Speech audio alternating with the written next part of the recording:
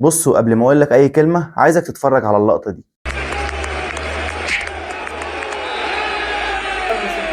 وبعد ما حضرتك شفت اللي حصل هتسأل نفسك سؤال بسيط جدا: ايه اللي يخلي لعيب يضرب زميله؟ وخد بالك، ما ضربش المنافس، ده ضرب زميله اللي معاه في الفريق، ومش انفعال حتى، ده ضرب وصل لدرجة الإهانة قدام المنافسين والجماهير كلهم. وشوف حضرتك الفيديو دوت هتعرف ضربه ليه.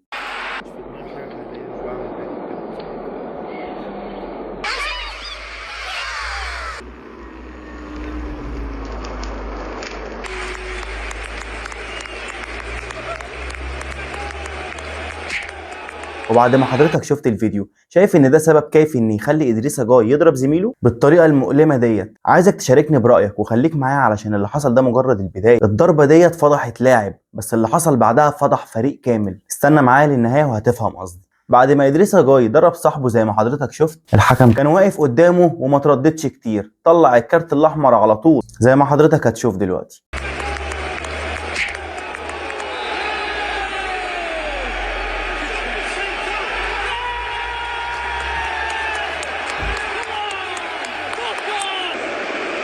وهنا انا محتاج رأي حضرتك، هل الكارت الاحمر مستحق؟ يعني حتى لو هنعتبره رد كرامة للاعب اللي اتضرب قدام الجماهير كلها وقدام الكاميرات كلها، شوف كام واحد الف شافه، وده طبعا كفيل قوي ان هو يحسسه بالاحراج. بس المفاجأة اللي حصلت بعد كده واللي ما كانش حد متوقعها، ايفرتون كسبت الماتش زي ما حضرتك هتشوف كده.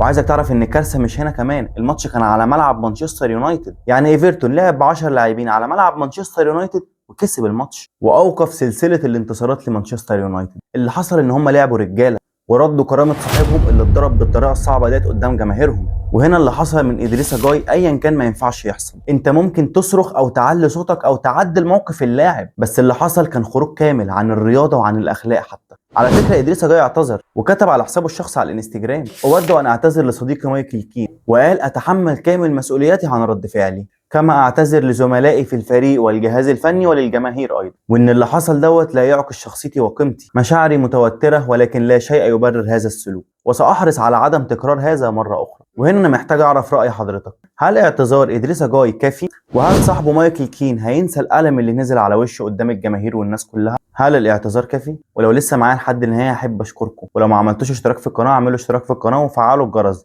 لو مهتمين تعرفوا الاحداث العالميه. اللايك بتاعكم هيفيدني كتير، وما تنساش الصلاه على النبي علشان دي الحاجه اللي هتفيدني وهتفيدك. واشوفكم في فيديو جديد ان شاء الله.